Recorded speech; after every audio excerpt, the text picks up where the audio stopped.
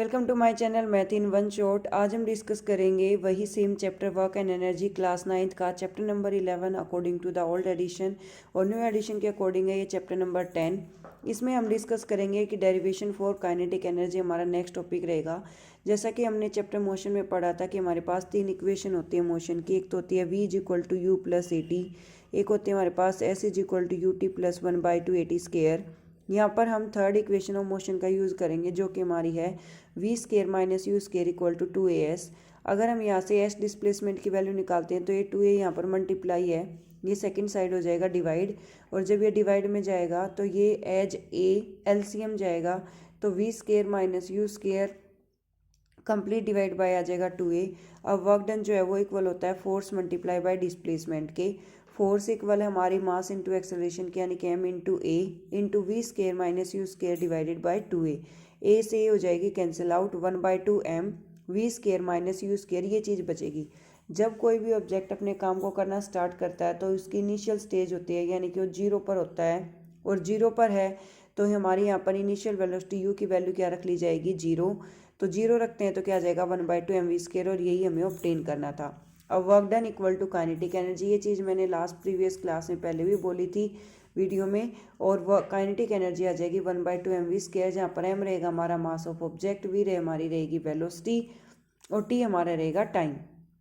Next है हमारी term law of conservation of energy. According to law of conservation of energy, energy can neither be created nor be destroyed in a chemical reaction, कि हम energy को ना तो generate कर सकते हैं और ना ही हम उसको डिस्ट्रॉय कर सकते हैं।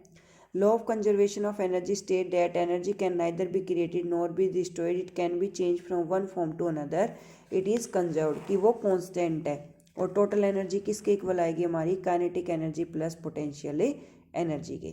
नेक्स्ट टर्म आएगी हमारी power. The rate of doing work is equalled power, यानी कि work done divide by time. It is the ratio of work done and time, आप ऐसे ही बोल सकते हो। और पावर जो है वो हमारी कैपेसिटी रहेगी किसी भी काम को करने की, rate of doing work. Power की ऐसा यूनिट वोट होती है, और यही यूनिट अगर हमारी 1000 से ज़्यादा हो जाती हैं तो पर्टिकुलरली हमारे पास क्या आ जाएगा, 1000 वोट में 1 किलो वोट कंप्लीट हो जाता है। और 1 किलो वोट आर को अगर हम सिंपल में चेंज करें तो 1 किलो वोट में वोट हो जाएंगे 1000, 1 आवर में मिनट हो जाएंगी 60, सेकंड भी 60, तो 60 मल्टीप्लाई 60 मल्टीप्लाई 1000, यानी कि 36 मल्टीप्लाई 10 की पावर आ जाएगा 5। अल्टीमेट सोर्स ऑफ एनर्जी में हमारा क्या काउंट होता है, सन, क्योंकि सन जो है वो अल्टीमेट सोर्स ऑफ एनर्जी है। 1 kilo vote are the energy use in 1 hour at the rate of 1 kilo vote. 1 kilo vote के रेट पर कितनी एनर्जी यूज़ की 1 घंटे में, उसको हम क्या कहते हैं, 1 kilo vote hour. Next term है heat energy. The energy generated when a object is burn, जब कोई भी चीज़ जलती है तो उससे जो एनर्जी जनरेट होती है उसको हम कहते हैं हीट एनर्जी।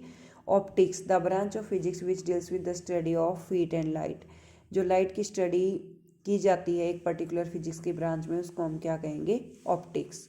हाइड्रोजन और हीलियम गैस के कॉम्बिनेशन से सन की फॉर्मेशन हुई है। जो सूरज है उसमें कौन कौन सी दो गैसेज हैं, हाइड्रोजन और helium. Hydro energy, the energy which is generated with the help of water, water की वजह से जो एनर्जी जनरेट होती है उसको हम कहते हैं hydro energy. Chemical energy, the energy which is generated when the two solution are intermix with each other, जब दो सॉल्यूशंस को आपस में मिलाया जाता है तो उससे जो एनर्जी जनरेट होती है उसको हम केमिकल एनर्जी कहते हैं। फॉर एग्जांपल, जैसे अगर हमें एसिड के अंदर वाटर को ऐड करते हैं तो उससे भी एनर्जी जनरेट होती है। वाटर के अंदर एसिड को ऐड करते हैं